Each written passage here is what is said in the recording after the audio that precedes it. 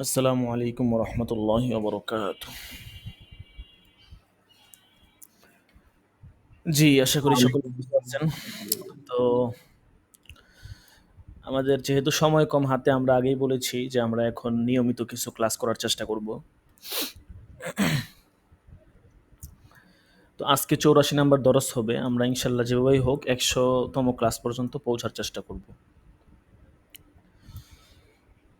সিরাজি কিতাব আমরা দ্বিতীয় সেমিস্টার পরীক্ষার পর থেকে শুরু করেছিলাম, বেশ কিছুটা পড়েছি। তো আজকে ইনশাল্লাহ সিরাজি কিতাব হবে। যেহেতু আমাদের হাতে সময় কম, সিরাজি কিতাবটা আমরা একটু বেশি বেশি করে পড়ে ইনশাল্লাহ টেনে নেওয়ার চেষ্টা করব। গত সবকে আমরা আহ, খুতবাতে এবং ভূমিকাতে পড়েছিলাম যে মৃত ব্যক্তির যে পরিত্যক্ত সম্পত্তি আছে সেটাকে 4টা ভাগে ভাগ করা হয়। ধারাবাহিকভাবে কিছু কাজ আছে। প্রথম হচ্ছে তার কাফন দাফন ইত্যাদির ব্যবস্থা করতে হয়। কোনো ধরনের কৃপণতা বা অপচয় করা যাবে না। দ্বিতীয়ত হচ্ছে তার ঋণ পরিশোধ করতে হয়। মৃত ব্যক্তির যদি কোনো ঋণ থাকে সেগুলো পরিশোধ করতে হয়। তৃতীয়ত হচ্ছে তার যেই আপনার যদি কোনো ওসিয়ত থাকে সেটা কার্যকর করতে হয়। চতুর্থ হচ্ছে আহ, বাকি যে সম্পত্তিটা থাকবে সেটা সমস্ত ওয়ারিস যারা আছে এদের মধ্যে বন্টন করতে হবে। এই 4টা কাজ আমরা পড়েছিলাম যে এই 4টা কাজ করতে হবে, এবং এগুলো আহ, কিতাবুল্লাহ এবং হচ্ছে সুন্নতে সুন্নত দ্বারা প্রমাণিত, হাদিসে রাসূল দ্বারা প্রমাণিত, এবং এজমায়ে উম্মত, এখানে উম্মতের কোনো ইখতিলাফ নেই। তো এই বিষয়গুলো আমরা পড়েছিলাম। তো আজকে এখান থেকে ফায়ুবদাউ বি আসহাবিল ফারায়েজ, আমাদের মূল আলোচনাটা কিন্তু হচ্ছে চতুর্থ প্রকার, যেটা মানে মৃত ব্যক্তির যে পরিত্যক্ত সম্পত্তি আছে সেটা বন্টন করতে হবে, ওইটা নিয়েই। তো এখান থেকে আজকে ইনশাল্লাহ পড়া হবে যে তাদের সম্পত্তিটা কিভাবে বন্টন করা হবে। অল্প সময় ক্লাস হবে, ঠিক আছে। 10টার আগেই হয়তো শেষ হয়ে যাবে। এই জন্য যারা এখনো উপস্থিত হয়নি তাদেরকে একটু দ্রুত একটু আওয়াজ দিয়ে দিন, সকলে যেন উপস্থিত হয়ে যায়। ফায়ুবদাউ বিআসহাবিল ফারাইজি ওয়া হুমুল্লাযীনা লাহুম সিহামুন মুকাদ্দারাতুন ফি কিতাবিল্লাহি তাআলা। অতঃপর মিরাস বন্টনের কাজ প্রথমে জাবিল ফুরুজ থেকে শুরু করা হবে। তো জাবিল ফুরুজ কারা? বলতেছে ওয়াহুমুল্লাযীনা লাহুম সিহামুন মুকাদ্দারাতুন ফি কিতাবিল্লাহি তাআলা। তারা হচ্ছে উম, সেই সমস্ত উত্তরাধিকারীগণ যাদের জন্য নির্ধারিত অংশ কিতাবুল্লাহর মধ্যে আহ, নির্দিষ্ট আছে। অর্থাৎ যাদের সিহামে মুকাদ্দারা, একটা নির্দিষ্ট অংশ ফি কিতাবিল্লাহি তাআলা, কিতাবুল্লাহর মধ্যে রয়েছে। কিতাবুল্লাহর মধ্যে একটা নির্দিষ্ট অংশ যাদের জন্য রয়েছে, এরাই হচ্ছেন আপনার জাউল ফুরুজ বা আসহাবে ফারয়েজ। এদেরকেই প্রথমে সম্পত্তিটা দিতে হবে। এদেরকে দেওয়া শেষ হওয়ার পর যদি সম্পত্তিটা থাকে, বলতেছে সুম্মা বিল আসাবাতি মিন জিহাতিন নাসাবি, তারপর বংশগত আসাবাগণের মধ্যে মিরাজ বন্টন করা হবে।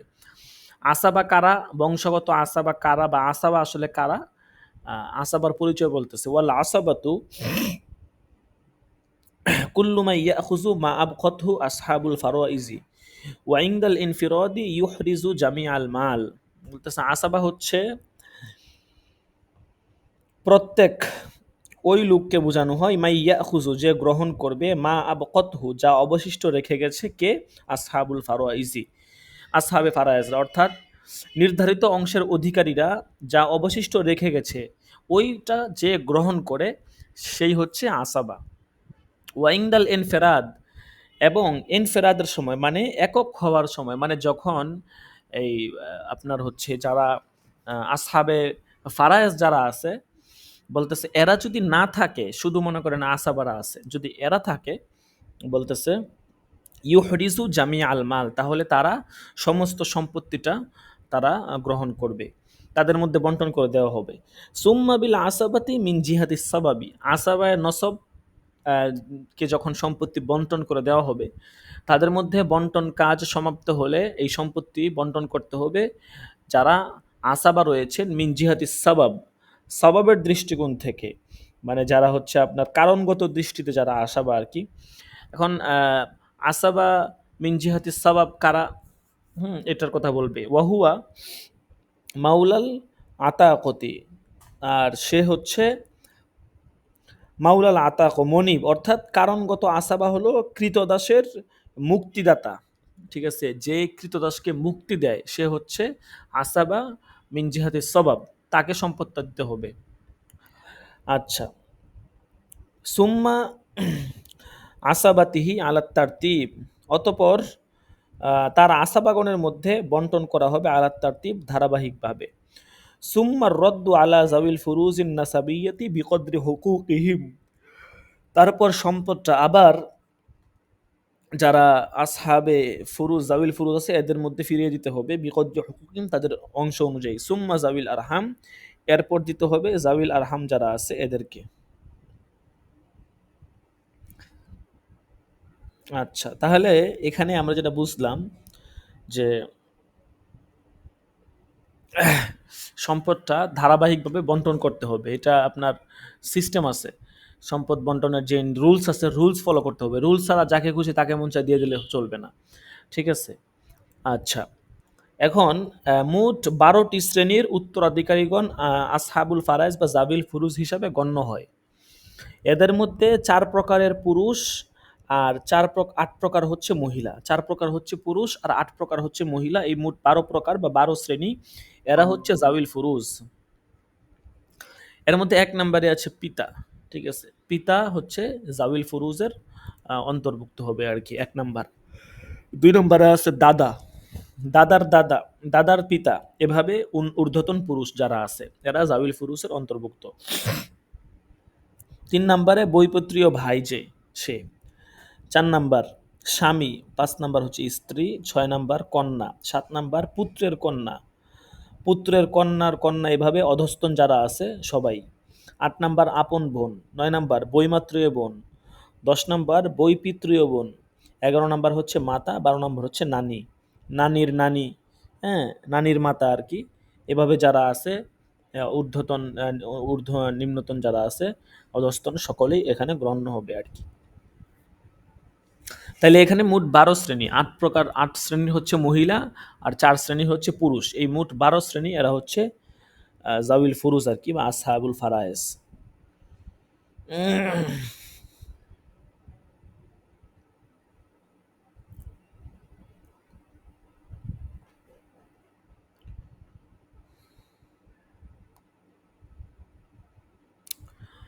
আচ্ছা,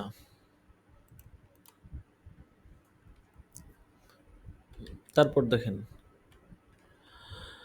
সুম্মা মাউলাল মুওয়ালাত, অতপর মাউলাল মুওয়ালাত, অর্থাৎ আহ, মাউলাল মুওয়ালাত হচ্ছে মৃত ব্যক্তির চুক্তিবদ্ধ বন্ধু।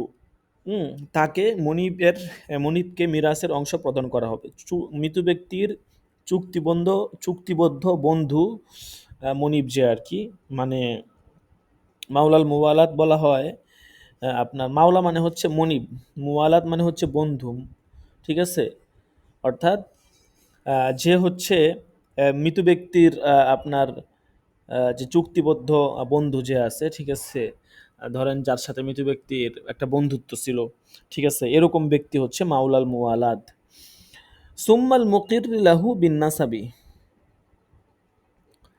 আলাল গয়র, তারপর মৃত ব্যক্তি কর্তৃক বংশজাত বলে স্বীকৃত ব্যক্তিকে তার অংশ প্রদান করা হবে। মৃত ব্যক্তি যেই ব্যক্তির ব্যাপারে স্বীকৃতি দিছে যে সে আমার বংশের, তাকে এই উত্তরাধিকার সম্পদটা দিতে হবে। মুকিরুল্লাহু বিন্নাসাবে আলাল গয়ের, অন্য কোনো ব্যক্তিকে সে বলছে সে আমার বংশের, সে সে যদি এরকম স্বীকারোক্তি দেয় কারো ব্যাপারে, তাহলে তাকে সম্পত্তি দিতে হবে। বিহাইসু লাম ইয়াসবুত নাসাবুহু বিইকরারিহি মিন যালিকাল গয়র, বলতেছে এভাবে যে তার স্বীকারোক্তি দ্বারা এই দ্বিতীয় ব্যক্তির উপর বংশের দাবি প্রতিষ্ঠিত হবে না। ঠিক আছে, সে মৃত ব্যক্তি যে মারা গেছে সে অপর ব্যক্তির উপর স্বীকারোক্তি দিয়েছে সে আমার বংশের, অথচ সে আসলেই তার বংশের না। তো তার এই স্বীকারোক্তি দ্বারা এটা প্রতিষ্ঠিত হওয়া যাবে না। প্রতিষ্ঠিত হলে তো নিজ বংশের হয়ে গেল, তো নিজ বংশের হয়ে গেলে তো সে এমনিতেই কোনো না কোনো ভাবে দেখা গেছে সম্পত্তি পাবে। তো বলতেছে এখানে আপনার এই তার হচ্ছে স্বীকারোক্তি আপনার যে দিবে স্বীকারোক্তি দেওয়ার ক্ষেত্রে বলছে যে সেই ক্ষেত্রে তার বংশটা প্রতিষ্ঠিত হতে পারবে না। পাশাপাশি ইদা আমাতাল মুকিরু আলা ইকরারিহি, যেই আপনার কি বলে মুকির যে আছে স্বীকারোক্তিকারী, সে যখন তার স্বীকারোক্তির উপর মারা যাবে, তার স্বীকারোক্তির উপর মৃত্যুবরণ করতে হবে। এমন না যে সে স্বীকারোক্তি দিয়ে তারপরে সে স্বীকারোক্তিটা ফিরে আনিছে, এরকম হলে কিন্তু হবে না। সে এই স্বীকারোক্তি করা অবস্থায় তার মৃত্যু হতে হবে। সুম্মাল মুসালাহু বিজামিইল মাল, তারপর ওই ব্যক্তিকে যদি এই সমস্ত হকদার পাওয়া না যায়, তাহলে ওই ব্যক্তি ওই এই সমস্ত সম্পদ মুসালাহু বিজামিইল মাল, যাকে ওসিয়ত করা হয় তাকে প্রদান করা হবে। সুম্মা বাইতুল মাল, অতঃপর যদি এই সমস্ত মানে বলছে যে সমস্ত হকদারগুলো বলল, হ্যাঁ কয়েকটা শ্রেণীর কথা বলল, কেউ যদি মনে করেন না থাকে, তাহলে এই সম্পদটা ইসলামী রাষ্ট্রের যে বাইতুল মাল আছে সেই বাইতুল মালে জমা দিতে হবে। তো এই ছিল ধারাবাহিকতা, সম্পদটা কিভাবে কাদের মধ্যে বন্টন করবে, কতটুকু করে বন্টন করবে, এইগুলো ইনশাল্লাহ সামনে আসবে।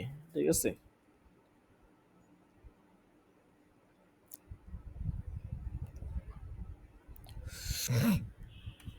ফসলুন ফিল মাওয়ানিআ,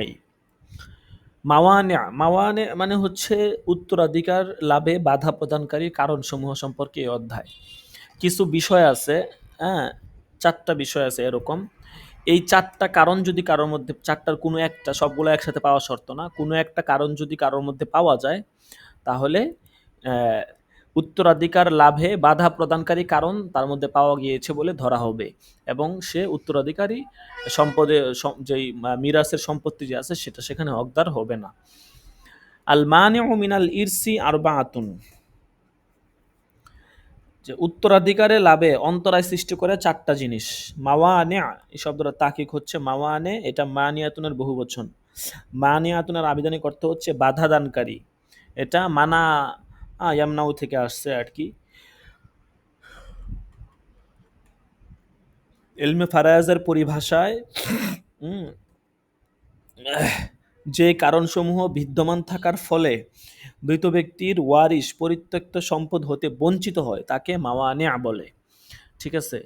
এই মাওয়ানে হচ্ছে আপনার 4 প্রকার আর কি, 4টা মাওয়ানে আছে। এই 4টার যে কোনো একটা মাওয়ানে যদি কারোর মধ্যে পাওয়া যায়, তাহলে সে আপনার উত্তরাধিকারী সম্পদ থেকে বঞ্চিত হবে। আর বাতুন 4টা, একটা একটা করে বলবে। 1 নম্বর হচ্ছে আর রিক্কু আল আউয়াল, আর রিক্কু ওয়াফিরন কানা আও নাকিসান, দাসত্ব। চাই দাসত্বটা পূর্ণাঙ্গ হোক কিংবা অপূর্ণাঙ্গ হোক। ঠিক আছে। 1 নম্বর হচ্ছে দাসত্ব, দাসত্বটা পূর্ণাঙ্গ হোক অপূর্ণাঙ্গ হোক। তার মানে হলো আমরা যেটা বুঝলাম যে দাসত্বটা 2 প্রকার, একটা হচ্ছে পূর্ণাঙ্গ দাসত্ব। ঠিক আছে। এই যে এখন অনেকেই ক্লাসে আসতেছে না, ঠিক আছে, এখন তো শেষ 5 মিনিট আগে এসে শুধু হাজিরা দিয়ে দিবে, এরকম হইলে তো হবে না। কারণ আমরা তো হাজিরার পুরস্কার সবাইকে দিব না, আর আমরা 1-2 জনকে দিব, কিন্তু তাদেরকে অনেক মানসম্মত একটা পুরস্কার দিব, যে পুরস্কারটা ভালো দামি হবে। ঠিক আছে, যেটা মানে দেখার মতো পুরস্কার, হয়তো ক্রেস্ট হবে, দামি একটা ক্রেস্ট দিব বা এই জাতীয় কিছু।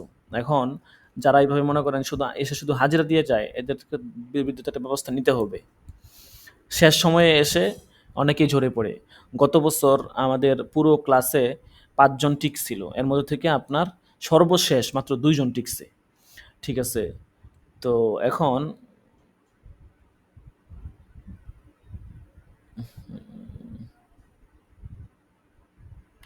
যেটা বলতেছিলাম, যদি এরকম হয় যে শুধু 5 মিনিট শেষ সময়ে এসে হাজিরাটা দিয়ে দিবে, এরকম হইলে তো হইল না, এরকম হলে তো আমরা পুরস্কার দিব না।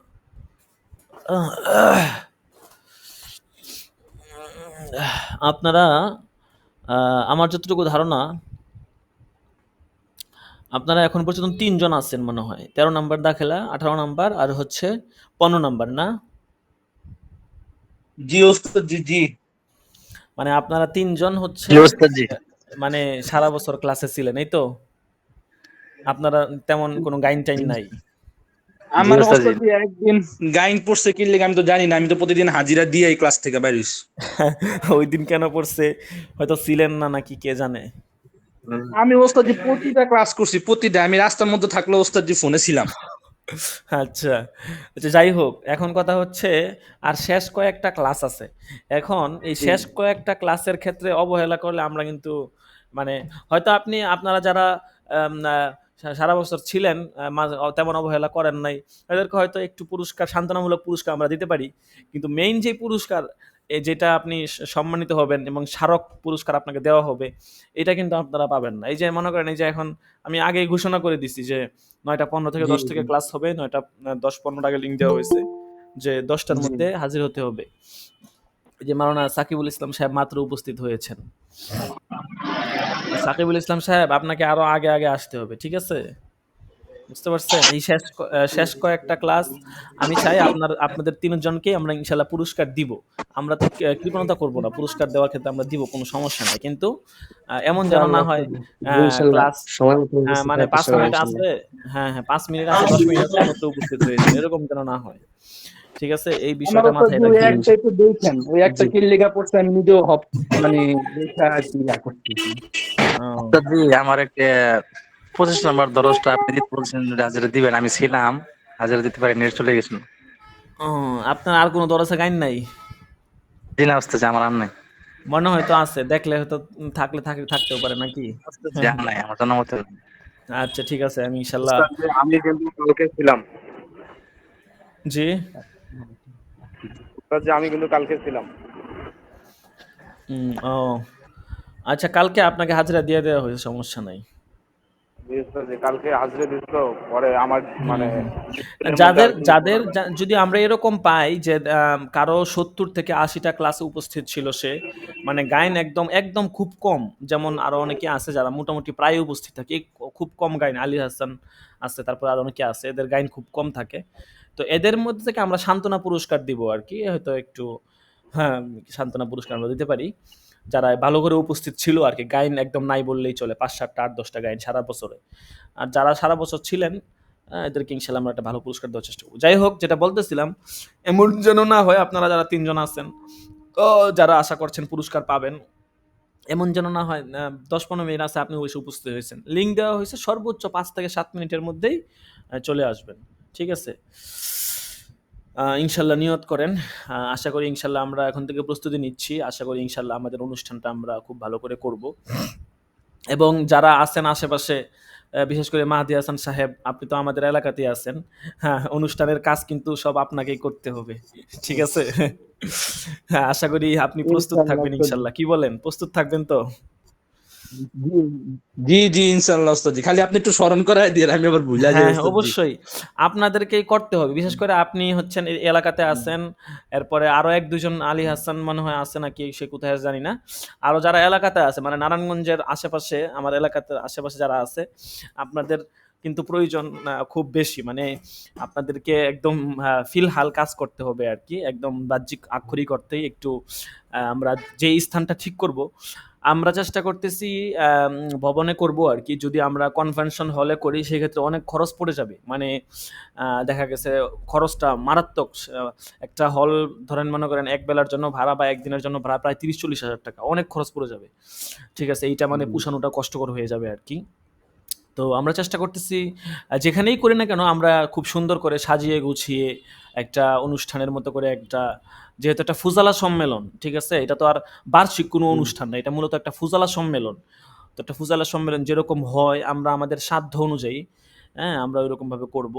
এবং আপনারা যারা আছেন, আমি বেশ কিছু বিষয় আপনাদের সাথে পরামর্শ হবে, আর কিছু বিষয় আর আপনাদের সাথে পরামর্শ হবে না আরকি। তো যেই বিষয়গুলো আপনাদের সাথে পরামর্শযোগ্য এগুলো আপনাদের সাথে ইনশাল্লাহ আলোচনা করব, এখন না, এই মানে ডিসেম্বরের মাঝামাঝি সময়টাতে বা খেয়ারের কিছু কয়েকদিন আগে আরকি। এই বিষয়গুলো নিয়ে আপনাদের ওস্তাদ সাথে জি ইনশাল্লাহ একটা কথা পরামর্শ ছিল হবে। আর কি। জি, জি বলেন। মানে আমি তো যে গত বৃহস্পতিবার যে আপনাদের মনে হয় পরামর্শ একটা ইয়া ছিল, আমি তো উপস্থিত হইতে পারি নাই, মানে এক জায়গায় প্রোগ্রাম ছিল এই কারণে। আচ্ছা, ওই আচ্ছা। পরবর্তীতে আর কি যা দেখলাম আর কি, মানে একদম দেখলাম যে ঝড় তুফান গ্রুপের মধ্যে। আপনি হ্যাঁ, যদি জ্বর একটু তুফান তো। ইয়া করে শুধু যদি আবাকাবা একটা ব্যবস্থা করে দিতে পারতেন তাহলে মনে করেন অনেক ভালো হইতো আমাদের জন্য। কারণ সাধারণত এটা তো আমরা ওরকম ভাবে পাই না। দেখা গেছে ওই আবার পক্ষে অনেক মানে ভোট ছিল আর কি। হ্যাঁ, এটার পক্ষে ছিল কিন্তু আমরা বাদ দিচ্ছি, এটার অনেকগুলো কারণ আছে, ঠিক আছে? আমি আপনাদেরকে রিকোয়েস্ট করব, বাদ দেওয়ার সবচেয়ে বড় কারণ যেটা, এটা একটা ফুজালা সম্মেলন, মানে এটা বার্ষিক কোনো প্রোগ্রাম না। মানে এখানে জি মূলত জি আমাদের বিগত ব্যাচের যারা ফারিগিন ছিল তাদেরকেও ইনশাল্লাহ এখানে ডাকা হবে, এবং এই প্রতিষ্ঠান ছোট প্রতিষ্ঠান, আমাদের অনলাইন প্রতিষ্ঠান, এখানে শুরু থেকে যারা লেগেছিল তাদেরকেও আমরা এখানে নিয়ে আসবো। দেখা গেছে ইনশাল্লাহ 40 থেকে 50 জন সর্বনিম্ন ছাত্রই হবে, অভিভাবক তো আছেই। তো এটা যেহেতু একটা ফুজালা সম্মেলন, এই কারণে আপনার সমস্ত ছাত্রদের এক ড্রেস কোড বা হওয়াটা খুব জরুরি আর কি। দেখা গেছে সকলকেই আপনার এই আবাকাবাতে মানে মানানোটা কষ্টকর হয়ে যাবে আর কি, এটা আমাদের জন্য একটু কঠিন হয়ে যাবে। ঠিক আছে, এই জন্য মূলত আমরা এই সিদ্ধান্তটা বাদ দিয়ে দিছি। এরপরে অনেকেই আবাকাবা হোক আর যাই হোক, অনেকে এটার পক্ষে না। অনেকে ৩,০০০ টাকা ফি দিবে, এটা অনেকের জন্য কষ্টকর হয়ে যাবে। আবার এক্সট্রা ১,৫০০ টাকা দিবে। দেখা গেছে অনেকে তো টাকার ধার ধারে না, চিন্তা করে যে টাকা আসে যাবে, লাউবালি পরোয়া করি না। কিন্তু অনেকে দেখা গেছে অনেকের কাছে ১০০ টাকায় অনেক কিছু, বুঝতে পারছেন? এক এক দৃষ্টিভঙ্গির মানুষ আল্লাহ তাআলা দুনিয়াতে সৃষ্টি করেছেন। তো এই হচ্ছে বিষয়। এই জন্য আমি আপনাদেরকে রিকোয়েস্ট করব, আপনারা যারা আছেন, আপনাদেরকে ইনশাল্লাহ আরো চমৎকার একটা প্রোগ্রাম ইনশাল্লাহ উপহার দিব, এবং খুব মানসম্মত ইনশাল্লাহ। এই প্রোগ্রামের চেয়ে আরো ভালো হবে এটা। এটা ঘরোয়া প্রোগ্রাম হবে। হ্যাঁ, এটা ইনশাল্লাহ আমরা তাফসির বিভাগে যারা থাকবে, প্রথম ব্যাচ যারা থাকবে, এদেরকে নিয়ে আমরা ওই প্রোগ্রামটা করব, ঠিক আছে? এবং যারা আমাদের এই ইফতা ব্যাচে যারা পড়াশোনা করছে, এদের মধ্যে থেকে যারা তাফসিরে আসবে, এদেরকে আমরা ইনশাল্লাহ আহ, সব বিষয়ে যথেষ্ট হেল্প করব, অর্থনৈতিক বিষয়গুলোতেও অনেক হেল্প করব। হ্যাঁ, দেখা গেছে প্রয়োজনে আমরা আপনাদেরকে সিটের ক্ষেত্রে অনেক ছাড় দিব, আপনারা 50% প্রয়োজনে আপনাদেরকে ছাড় দিয়ে দিব ইনশাল্লাহ, যদি অনুষ্ঠানে প্রোগ্রামে থাকা অবস্থায় আপনারা তাফসির বিভাগের জন্য ফর্ম নিয়ে দাখিলা ফর্ম সব কিছু ফিল আপ করে নেন। তো এটা মাথায় রাখেন ইনশাল্লাহ। এবং এই তাফসিরের যেই ক্লাসটা, এটা সকলের জন্য অনেক উপকারী হবে। আপনারা যখন প্রোগ্রামে আসবেন, আপনারা সকলে সকাল সকাল চলে আসবেন, 7টা-8টার দিকে চলে আসবেন। তখন আপনারা এসে মাদ্রাসায় এসে কিছু পড়াশোনা করলেন, আমরা কিতাবাদি রেখে দিব। আমরা চেষ্টা করব যারা উস্তাদ থাকবে তারা সরাসরি, আমরা ইনশাল্লাহ সরাসরি কিছুটা ক্লাস নেওয়ার চেষ্টা করব আর কি। তখন এই তাফসিরের শিটগুলো আপনারা নিজেরা একটু মোতালা করবেন, দেখবেন ইনশাল্লাহ অনেক উপকারী হবে। তো যাই হোক, ইনশাল্লাহ এই তাফসিরে আপনারা থাকেন। আমি বিশেষ করে আপনারা যারা অ্যাক্টিভ আছেন এদেরকে বলবো যে আপনারা অবশ্যই থাকবেন, ঠিক আছে? টাকা পয়সা নিয়ে টেনশন করেন না, ঠিক আছে? খরচ যদি হয় তাহলে এটা হয়তো মাসিক বেতনটা, এটা একটু খরচ আর কি, এছাড়া আর তেমন কোনো খরচ নাই, ঠিক আছে? তো এইটা নিয়ে কোনো টেনশন না করেন না অবশ্যই ইনশাল্লাহ। টাকা পয়সা জি। চিন্তা করি না, চিন্তা করি যে যেমন এই বছর বাংলাদেশে আসি, সামনের বছর আজও বাংলাদেশে আসি কিনা বা কি ও অবস্থা, আচ্ছা, আচ্ছা। এই জন্য হ্যাঁ, আর হ্যাঁ, কি। হ্যাঁ, আপনি তো বলছিলেন। যাই হোক, সমস্যা নাই, ইনশাআল্লাহ থাকবেন, ঠিক আছে? আল্লাহ তাআলা তোর যদি তো রিজিকে অবশ্যই রাখে, অবশ্যই হ্যাঁ, হ্যাঁ, রিজিকে রাখে অবশ্যই থাকবেন। কারণ দেখা গেছে অনেক সময় অনেক কিছু আমরা প্ল্যান করি কিন্তু হয় না প্ল্যান মতো। জি জি ঠিক জি আছে? জি কত প্ল্যান কত রকম করে রাখছি, অথচ প্ল্যান অনুযায়ী কিছুই হয় না। তো যাই হোক, সমস্যা নাই। ইনশাআল্লাহ মনে, মনে নিয়ত রাখেন, ইনশাআল্লাহ হবে। আচ্ছা, যাই হোক, তো আপনাদের বিষয়ে ইনশাআল্লাহ পরে বিস্তারিত আরো কথা বলব। তো যেটা বলতেছিলাম, কিতাবে আসেন দেখি। তো দাসত্ব এটা ২ ধরনের। একটা হচ্ছে পূর্ণাঙ্গ দাসত্ব, আরেকটা হচ্ছে অপূর্ণাঙ্গ।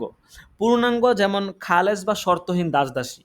যেমন ধরেন আপনার হ্যাঁ, অ্যা দ্যা একটা দাস বা দাসী, এটা আপনার কোনো শর্ত মোতাবেক নাই। মানে এটা কোনো আপনার আবদে মুদাব্বার বা আবদে মুকাতাব এই জাতীয় কোনো আব্দ না। একদম নিঃশর্ত দাস-দাসী। আপনি একচ্ছত্র এটার মালিকানা। আরেকটা হচ্ছে অপূর্ণাঙ্গ, যেটা হচ্ছে উম্মে ওয়ালাদ ধরেন বা মুদাব্বার, মুকাতাব, এগুলো হচ্ছে অপূর্ণাঙ্গ। তো যেই রকমই হোক, ঠিক আছে? আ আপনার এই দাসত্বের যদি কারো এই গুণ থাকে কারো মধ্যে, তাহলে সে হচ্ছে আপনার এই মিরাস পাবে না। আর মুকাতাব মুদাব্বার উম্মে আওলাদ, এদেরকে তো আশা করি পরিচয় আপনারা জানেন। তারপরেও আপনারা পড়ছেন, হেদায়েতে সরে বেকায়াতে পড়ছেন। তারপরেও বলে দেই, আবদে মুকাতাব বলা হচ্ছে আল মুকাতাবু হুয়াল আবদুল্লাজি কাতাবাহু মাওলাহু। মুকাতাব ওই গুলামকে বলা হয় যার মনিবের সাথে অর্থের বিনিময়ে তার মুক্ত হওয়ার ব্যাপারে লিখিত চুক্তি হয়েছে। সে বলছে ২,০০,০০০ টাকা দিলে তুমি মুক্তি হয়ে যাবে। এরকম তাকে বলা হয় আবদে মুকাতাব। মুদাব্বার বলা হয় আল মুদাব্বারু হুয়া মান ইয়াতাক আন দুবুরিন ইয়ানি ফি তামামি হায়াতিল মাওলা, যে কৃতদাসকে মনিবের জীবন সমাপ্তিতে অর্থাৎ তার মৃত্যুর পরে আজাদ হওয়ার ঘোষণা করে দেওয়া হয় তাকে বলা হয় গোলামে মুদাব্বার। মনিব বলেছে যে আমি যখন মারা যাব, আমার মারা যাবার পর তুমি আজাদ হয়ে যাবে, তো তাকে আবদে মুদাব্বার বা গোলামে মুদাব্বার বলা হয়। উম্মে ওয়ালাদ বলা হয় ওই কৃতদাসকে যার সাথে মনিবের মানে আপনার সহবাসের ফলে আহ, তার মনিবের বাচ্চা দাসীর মাধ্যমে জন্মগ্রহণ করেছে আর কি, তাকে বলা হয় হচ্ছে আপনার এই কি বলে উম্মে ওয়ালাদ। ঠিক আছে, তো যেই রকমের এই হোক, এই যদি গোলামিয়ত থাকে এটার কারণে সে মেরাজ পাবে না। আচ্ছা, ২ নাম্বার ওয়াল কতলুল্লাযী ইয়াতাআল্লাকু বিহি ওয়ুজুবুল কিসাসি আবিল কাফফারতি ওয়া ইখতিলাফু। আচ্ছা, ২ নাম্বার হচ্ছে এমন হত্যা যার সাথে কিসাস বা কাফফারা ওয়াজিব হয়। আগে ৪টা কারণ শেষ করি, হ্যাঁ, তারপরে হচ্ছে আপনার এই কি বলে ব্যাখ্যাগুলা করব না। ঠিক আছে, আগে কারণটা শেষ করি, এবার ওরটা আগে শেষ করি, তারপর ধরেন ব্যাখ্যা করব তারপর। ৩ নাম্বার ইখতিলাফুদ্দীনাইন, ধর্মের ভিন্নতা, মানে মৃত ব্যক্তি এবং উত্তরাধিকারী উভয়ের মধ্যে ধর্মের ভিন্নতা আছে। ৪ নাম্বার হচ্ছে ইখতিলাফুদ্দারাইন, রাষ্ট্রের ভিন্নতা। ইম্মা হাকিকতান কাল হরবি ওয়াজ জিম্মি, চাই সেটা রাষ্ট্রের ভিন্নতা এটা প্রকৃত হোক অথবা আহ, আপনার প্রকৃত না হোক। কাল হরবি ওয়াজ জিম্মি, প্রকৃতভাবে যেমন হচ্ছে হরবি এবং জিম্মি, এটা প্রকৃত রাষ্ট্রের ভিন্নতা। ২ নাম্বার হচ্ছে হুকমি হোক, যেমন কাল মুস্তামিনি ওয়াজ জিম্মি, মুস্তামিন এবং হচ্ছে জিম্মি। আবিল হরবিয়াইনি, অথবা ২ হরবি মিন দারইনি মুখতালিফাইনি, দুটা ভিন্ন রাষ্ট্রের। ওয়াদ্দারু ইন্নামা তাখতালিফু বিইখতিলাফিল মানআতি, আর রাষ্ট্রের ভিন্নতা পাওয়া যায় বিইখতিলাফিল মানআতি ওয়াল মালিকি, সৈন্যবাহিনী এবং শাসকের ভিন্নতার মাধ্যমে। লিইনকিতাইল ইসমাতি ফিমা বাইনাহুম, কারণ তাদের মধ্যে পারস্পরিক নিরাপত্তা বিঘ্নিত হয়। তাদের মধ্যে পারস্পরিক নিরাপত্তা যেহেতু বিঘ্নিত হয়, যখন সৈন্যবাহিনী ভিন্ন হয় এবং হচ্ছে শাসক ভিন্ন হয়, তখন নিরাপত্তার সিস্টেমগুলোও ভিন্ন হয়, তখন ইখতিলাফে দারইন পাওয়া যায়। আচ্ছা, এখন একটা একটা করে, এবার শেষ, এখন একটা একটা করে ব্যাখ্যা করি সংক্ষেপে। হ্যাঁ, 10টার আগে ইনশাল্লাহ ক্লাস শেষ হয়ে যাবে। প্রথমে যেটা বলতেছিলাম, ১ নাম্বার তো বললামই যে রিক্কিয়ত, এটা ব্যাখ্যা সহ বললাম। ২ নাম্বারটা ছিল আপনার কি ওয়াল কতলুল্লাজি, হত্যা। হুম হত্যা, এই হত্যা এটার তো আপনারা অনেক প্রকার পড়ছেন, বিস্তারিত আপনারা পড়ছেন। হত্যার মোট আপনার 5টা প্রকার আছে। একটা হচ্ছে কতলে আমাদ, ১ নাম্বার। ২ নাম্বার হচ্ছে কতলে শিবে আমাদ। ৩ নাম্বার হচ্ছে কতলে ক্ষত। ৪ নাম্বার হচ্ছে কতলে কায়াম মাকামে ক্ষত। ৫ নাম্বার হচ্ছে কতল বিসাবাব। এই হত্যার যে প্রকারেই হোক, ঠিক আছে, অর্থাৎ দ্বিতীয় আপনার যে প্রকারই হোক, যেটা দ্বিতীয় প্রকার আর কি, তো এই হত্যার কোনোভাবে যদি এটা পাওয়া যায়, ঠিক আছে, সেই ক্ষেত্রে আপনার এই মিরাসের সে উত্তরাধিকারী হবে না। কতলে আমাদ কাকে বলা হয়, এই সংজ্ঞাটা একটু বলে দেই, আপনারা জানেন, তারপরে সংক্ষেপে বলে দেই। কতলে আমাদ বলা হয় হুয়া মা তাআম্মাদা দরবাহু বি সিলাহিন আও বিমা উজরিয়া মাজরাস সিলাহ, হত্যাকারী ইচ্ছাকৃতভাবে মরণাস্ত্র কিংবা মরণাস্ত্রের স্থলাভিষিক্ত কোনো কিছু দিয়ে হত্যা করে, তাকে বলা হয় কতলে আমাদ। এই ধরনের হত্যাকারীর উপর কিসাস ওয়াজিব হয়। ঠিক আছে, এরপরে নম্বর হচ্ছে কতলে শিবে আমাদ। হ্যাঁ, কতলে শিবে আমাদ, এটা হচ্ছে প্রাণ আপনার উদ্দেশ্যে, প্রাণ মানে প্রাণ আহ, হত্যা না করার উদ্দেশ্যে আর কি। হ্যাঁ, ঠিক আছে, যেমন ধরেন হত্যা না করার উদ্দেশ্যে কারো প্রতি কোনো কিছু ছুঁড়ে মারা, মানে মূলত মারা উদ্দেশ্য ছিল না, কিন্তু তারপরও আপনার কি বলে শিবহুল আমাদি আইয়াতা আম্মাদা দরবাহু বিমা লা ইউক্তালু গালিবা, এমন কিছু তারা মারা যেটা তারা হত্যা করা হয় না, মানে আপনার দেখা গেছে ইচ্ছা করে মারছেন, কিন্তু এমন কিছু তারা মারছেন যেটাতে হত্যা করা হয় না। যেমন ধরেন মুসা আলাইহিস সালাম একবার কি কিপ্তিরে ঘুষি মারে মারে লেছিল। তো এখন এই ঘুষি মারলে কি মানুষ মারা যায়? এরকম তো খুব কম হয়, ঠিক না? এখন উনার কিন্তু মারার ইচ্ছা ছিল না। হ্যাঁ, তো যাই হোক, এটা কতলে শিবে আমাদ হবে এই দৃষ্টিকোণ থেকে। আবার যেহেতু ভুলক্রমে হয়ে গেছে, এটা আবার কতলে ক্ষত হয়ে যাবে। ধরেন ইচ্ছা করে মারছে, কি হয়, ধরেন কাঠ দিয়ে মারছে, মারে মারে মারে এলেছে, কাঠ দিয়ে পিড়া পিড়া, ওই দেখেন না কদিন আগে ইয়ারে মারলো চাঁদার লাগিয়া, এই ইটের এরা দিয়া, তো এরকম আর কি। এগুলো হচ্ছে কতলে শিবে আমাদ, এমন বস্তু তারা মারছে যেগুলো দ্বারা নর্মালি হত্যা করা হয় না। আচ্ছা, ৩ নাম্বার হচ্ছে কতলে ক্ষত। কতলে ক্ষত মানে ভুলক্রমে হত্যা করা, যেমন শিকারীর উদ্দেশ্যে মারতে নিছেন, এটা গিয়া ওই ব্যক্তির গায়ে পড়ে গেছে, ঠিক আছে, এটা হচ্ছে কতলে ক্ষত, ঠিক আছে। ৪ নাম্বার হচ্ছে কতলে কায়াম মাকামে ক্ষত, ঘুমন্ত ব্যক্তি পাশ ফিরতে গিয়ে অপরজনের উপর পতিত হলো, ফলে দ্বিতীয় ব্যক্তি মারা গেল। মা উজরিয়া মাজরাল ক্ষতই মিসলান নাইমি ইয়াতাকাল্লাবু আলা রজুলিন ফায়াকতুলুহু। ধরেন উপরের তলায় ২ তলা বেডিং, উপরের তলায় একজন ঘুমাইতেছে, নিচের তলায় আরেকজন। এখন উপরের তলায় যে আছে সে ঘুমের মধ্যে মুচড়া দিয়া পড়ে গিয়ে নিচের তলায় যে ছিল তার উপরে গিয়ে পড়ছে, আর নিচের তলায় ধরেন কোনো শিশু ছিল বা যে কেউ স্বাভাবিক ধরেন মরে গেছে, এরকম হয় না নর্মালি, তারপরে ধরেন উদাহরণস্বরূপ আর কি, ঠিক আছে। এর ৪ নাম্বার। ৫ নাম্বার হচ্ছে কতল বিশ্ববাব, ওই হত্যাকে বলা হয় যে হত্যায় হত্যাকারী নিজে হত্যা করেনি বা আদৌ হত্যার উদ্দেশ্য ছিল না, কিন্তু কারণবশত হত্যাকারী বলে সাব্যস্ত হয়েছে। যেমন বিশেষ প্রয়োজনে জমিনে গর্ত খুঁড়ে রেখেছে, ওই গর্তে কোনো লোক পড়ে গিয়ে মৃত্যুবরণ করেছে। এই ধরনের হত্যা কিসাস কাফারা কোনো কিছুই ওয়াজিব হয় না। এই ৫ প্রকারের হত্যার মধ্যে কিসাস ওয়াজিব হয় দ্বিতীয়, তৃতীয় এবং চতুর্থ প্রকারে। দ্বিতীয়, তৃতীয়, শুধু প্রথম প্রকারে কিসাস ওয়াজিব হয় আর কি। ৫ প্রকারের হত্যার মধ্যে শুধু প্রথম প্রকারে কিসাস ওয়াজিব হয়, আর দ্বিতীয়, তৃতীয়, চতুর্থ প্রকারে কাফারা ওয়াজিব হয়। আর পঞ্চম প্রকারে কিসাস, কাফারা কোনো কিছু ওয়াজিব হয় না, ঠিক আছে। আচ্ছা, তো এইটা গেল আপনার হচ্ছে কতল বিসসাবাব, ৫ প্রকার হত্যার বিস্তারিত বিবরণ। তো এই যেই প্রকার হত্যাই হোক, এটা হচ্ছে আপনার হইলে আপনার মিরাজ সে পাবে না, যদি কারোর মধ্যে এটা পাওয়া যায় আর কি।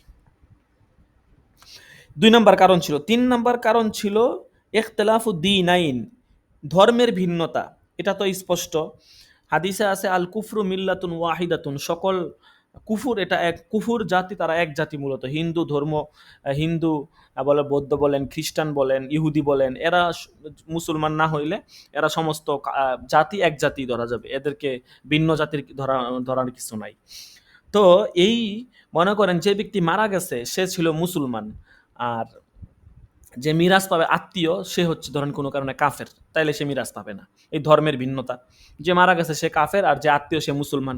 এই ইখতিলাফু দীনাইন, দুই জনের মধ্যে যদি ধর্মের ভিন্নতা পাওয়া যায় তাহলে তারা মিরাজ পাবে না, একজন একজন থেকে উত্তরাধিকার হতে পারবে না। এটা ছিল ৩ নাম্বার।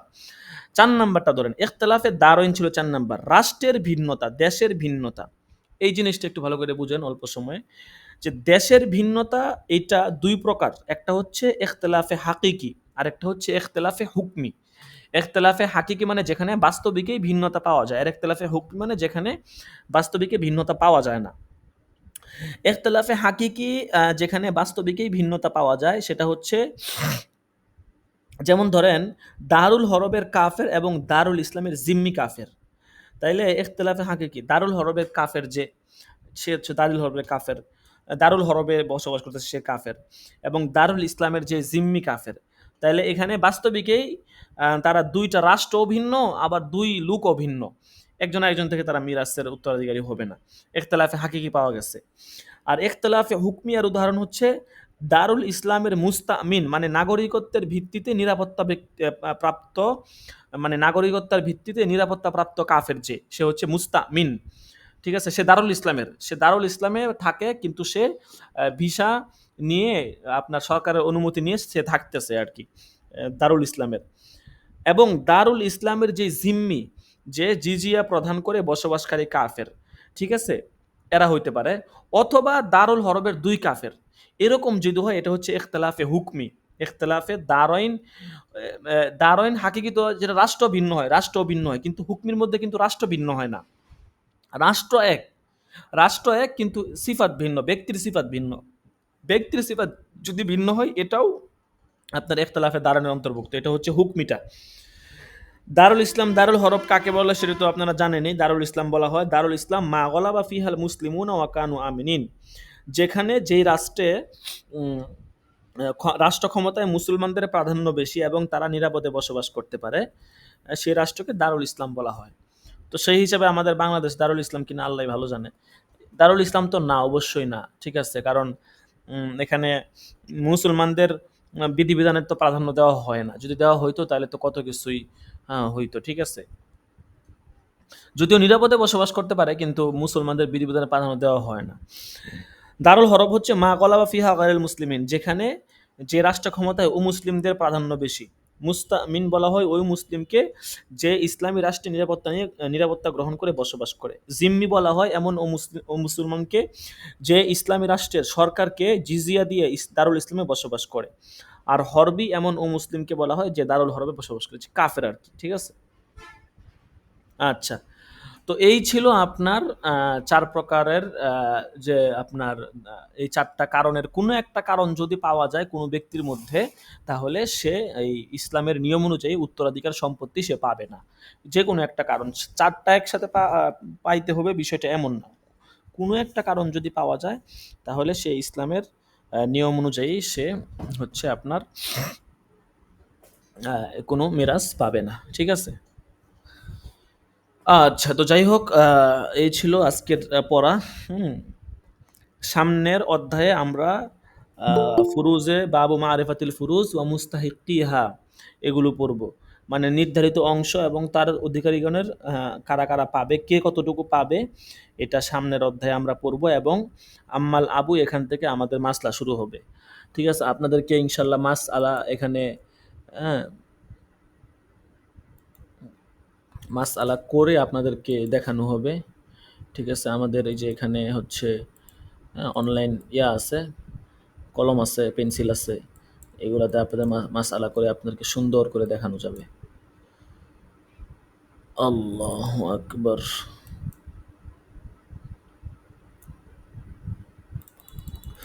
আচ্ছা, যাই হোক, তো যেহেতু আমি চাচ্ছি যে আপনাদেরকে লাগাতার ক্লাস করাতে, হ্যাঁ, দেখা গেছে মনে করেন যদি লাগাতার ক্লাস করাতে একটু কষ্টও হয়, আপনাদের এই সুবিধা।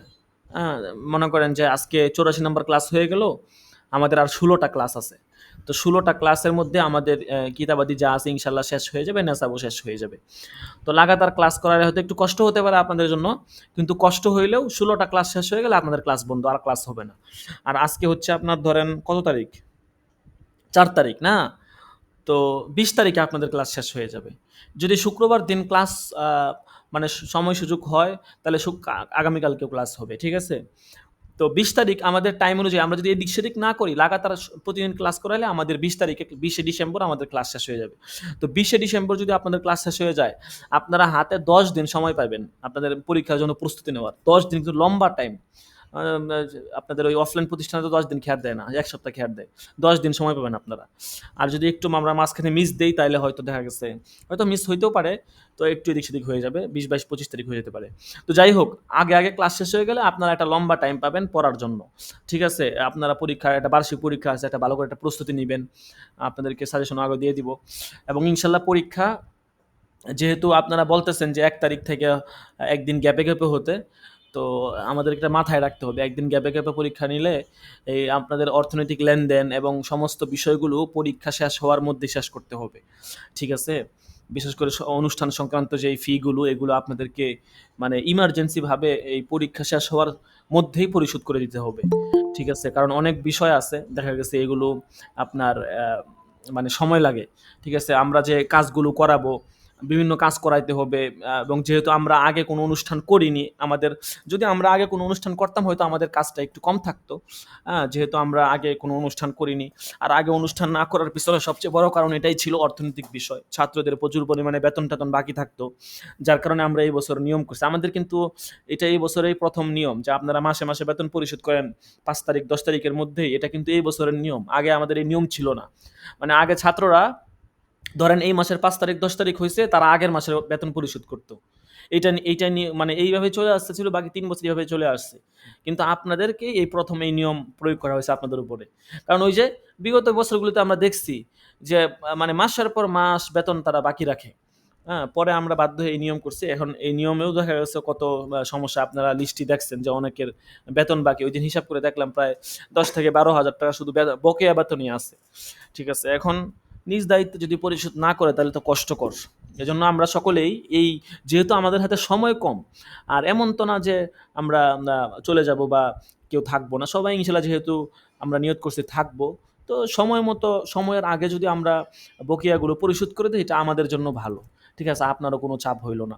এই জন্য এই পরীক্ষার খেয়ার শুরুর আগে সমস্ত বেতন টেতন সব কিছু পরিশোধ করে দিব। যদি কোনো কিছু বাকি থাকে যেন পরীক্ষা শেষ হওয়ার মধ্যেই আমরা সমস্ত অর্থনৈতিক সমস্ত লেনদেন আমরা পরিশোধ করে দিতে পারি। বারবার বলতেছি, পরবর্তীতে দেখা গেছে তারপরেও বছর শেষে অনেক মানুষ উল্টাপাল্টা করবে। এই জন্য এটা আপনাদের কাছে রিকোয়েস্ট থাকবে, আপনারা এই বিষয়ে একটু সকলে যথেষ্ট সচেতন থাকবেন। আর ইনশাল্লাহ খেয়ার শুরু হওয়ার আগে আপনাদের সাথে আরেকটা মিটিং হবে অনুষ্ঠান সংক্রান্ত, পরীক্ষা সংক্রান্ত। আপনারা সকলেই উপস্থিত থাকার চেষ্টা করবেন। আচ্ছা, ইনশাল্লাহ হাজিরা হবে, সকলে হাজিরা দিব। আব্দুল বাসির ফারুকি আছে?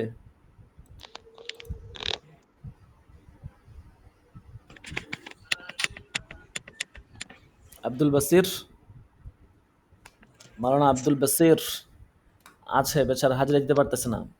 আপনি মাইক্রোফোন অন করেন, তাহলে হাজিরা দিতে পারবেন।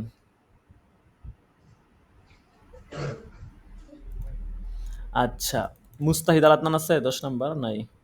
খুরশেদ আলম আছে? আবু ইউসুফ আছে? লাব্বাইক উস্তাদ জাসি। 15 নাম্বার সাকিবুল ইসলাম। লাব্বাইক উস্তাদ জাসি। 17 নাম্বার শাহাদাত হুসাইন আছে? 18 নাম্বার মাহাদি হাসান। লাব্বাইক উস্তাদ জি, লাব্বাইক। তারপরে 20 নাম্বার আছে রাফিউল ইসলাম? নাই। 21 নাম্বার আছে আব্দুর রহমান সিরাজি? নাই। আলী হুসাইন আসেনি 22 নাম্বার? তারপরে হচ্ছে এরশাদুল্লাহ আছে? নাই। তারপরে হচ্ছে মাসুম বিল্লাহ আছে 24 নাম্বার দাখেলা। 29 নাম্বার দাখেলা আল আমিন আছে? লাব্বাইক উস্তাদ জি। তারপর তুফাইল আহমদ 33 নাম্বার দাখেলা আছে? নাই। তারপরে হচ্ছে 35 নাম্বার দাখেলা আছে আল আমিন খাইরি? লাব্বাইক উস্তাদ জি। আচ্ছা। তারপরে 36 নাম্বার দাখেলা আছে? 36 নাই না? মনিরুল ইসলাম আছে 39? 40 নাম্বার আছে হযরত আলী? আচ্ছা, হাজিরা শেষ। কারো কি গাইন পড়ে গেছে এরকম আছে?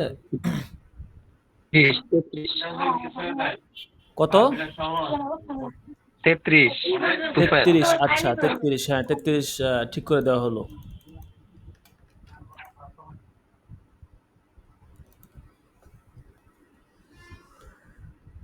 আচ্ছা ঠিক আছে, আজকে এ পর্যন্তই। সকলেই ভালো থাকবেন, সুস্থ থাকবেন। ইনশাআল্লাহ আগামীকালকে দরস হবে, সকলে আমরা সময় মতো চলে আসবো। জাযাকুমুল্লাহ। আসসালামু আলাইকুম ওয়া রাহমাতুল্লাহ।